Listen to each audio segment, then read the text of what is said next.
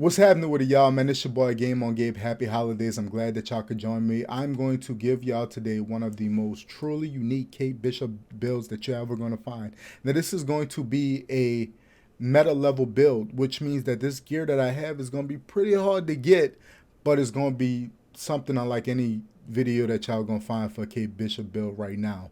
One of the first things that I want to talk to y'all about is a lot of these videos that y'all seeing on YouTube be raw stat builds, and it's builds that be having like 2400 melee, 700 defense, and like 2000 for like valid.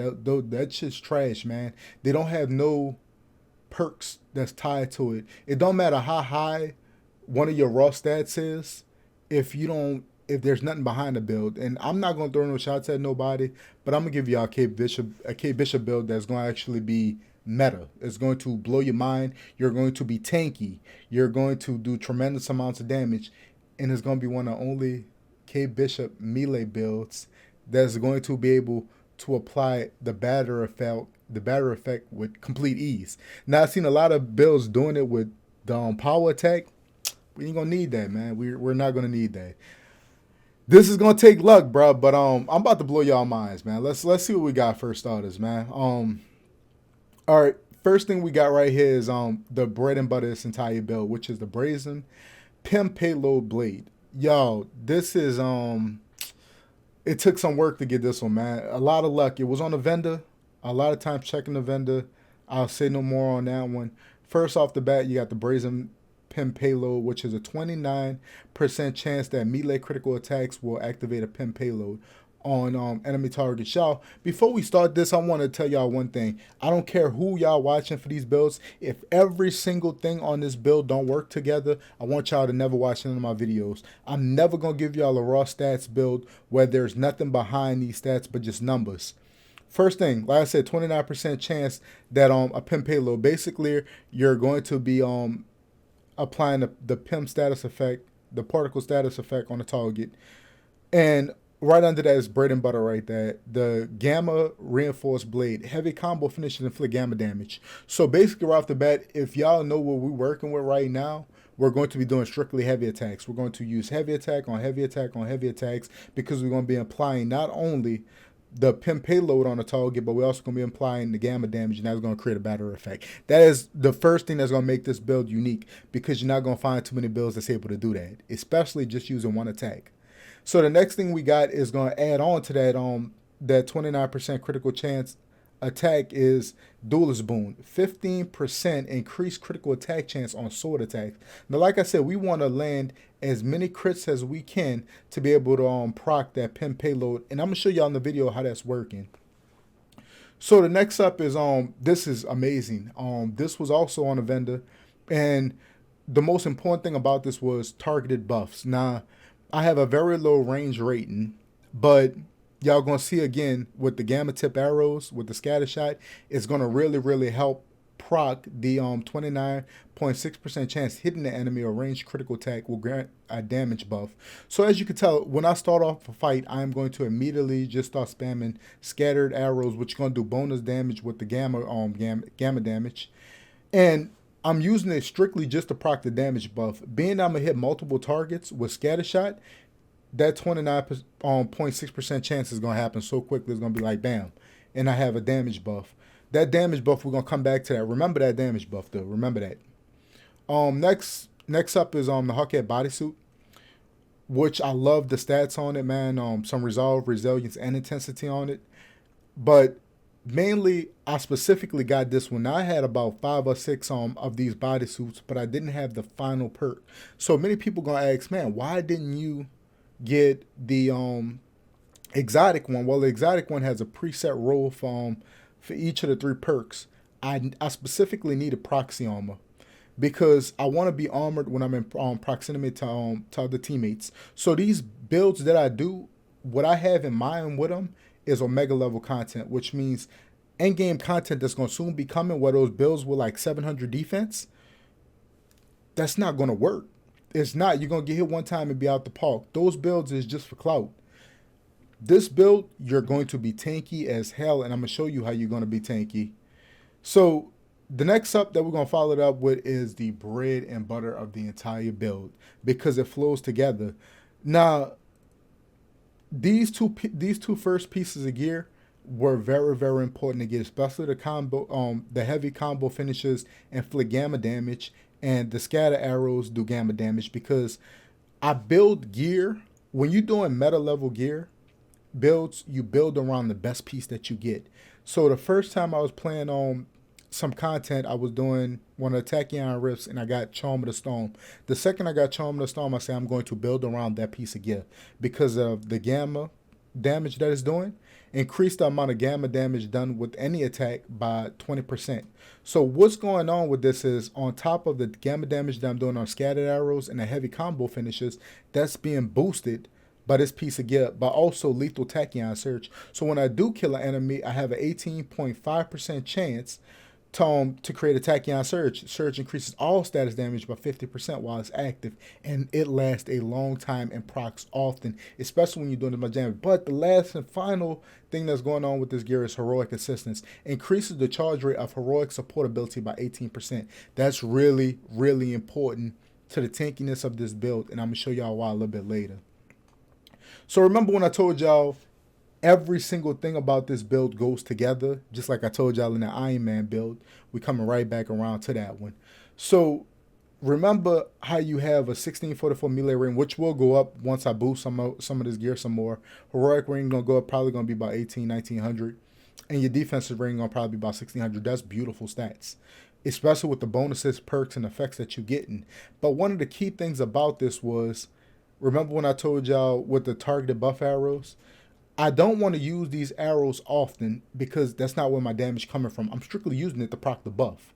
So what's going on is I want to be in that buff as long as possible. So the perfect exotic for this build was the secret Narn Stone of Lethal Will because it's gonna buff all damage buffs by 4 seconds. That's 4 more seconds of doing crazy amounts of damage. Plus, Tyre's offense is insane with this build. You're going to nuke out so much damage, it's not even going to be funny.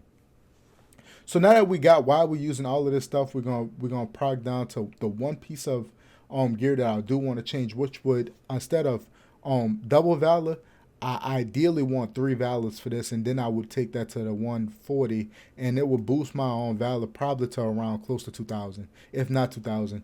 And that's the final piece. Everything else on this build, I can't do much better. Like, it's literally impossible to do better for what I want to do with this build. But for the other one, this was a blessing to get this piece of gear. You couldn't get much better, which is the Cosmic Infused ISO 8. It's one of the new ISOs.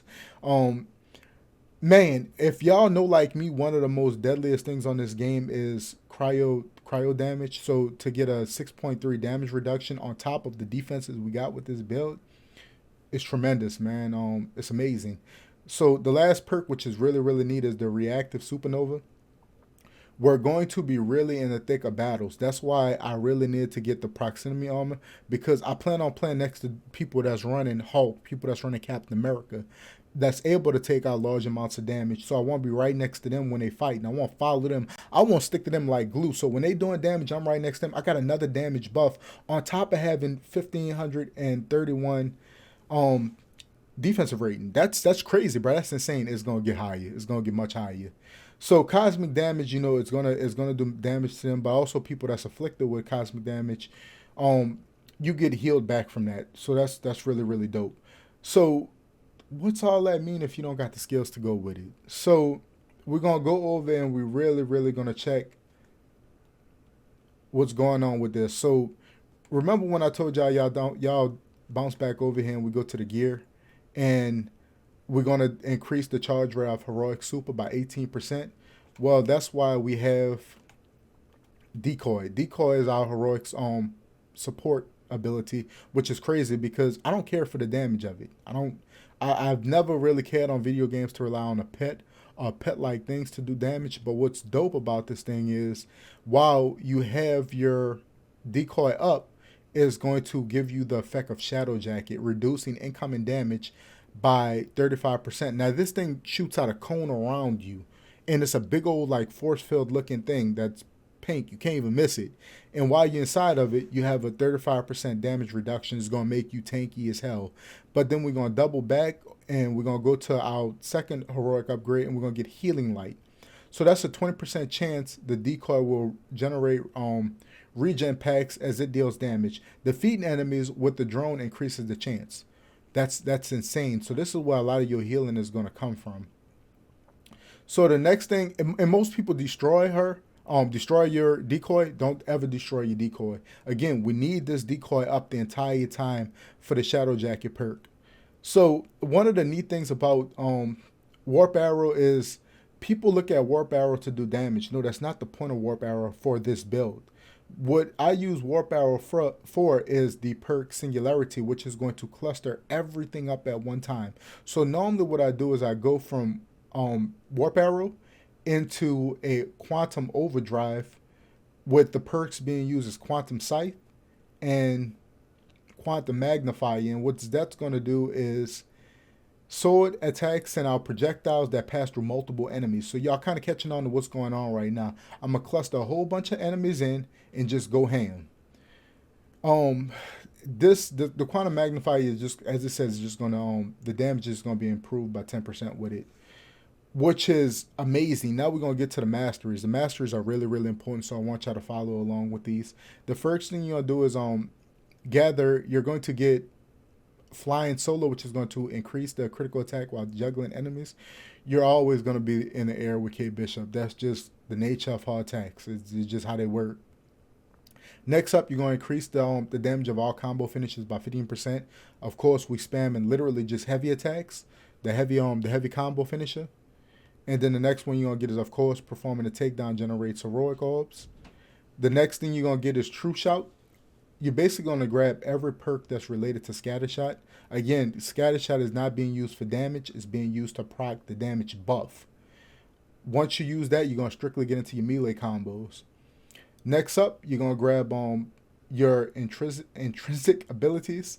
And the first one you're going to grab is Quantum Precision, which is going to increase the critical attack chance of intrinsic light and heavy attacks. But your intrinsic attacks are going to hit hard as hell. Next up, Quantum Might, which is going to increase the damage of all of them by 20%.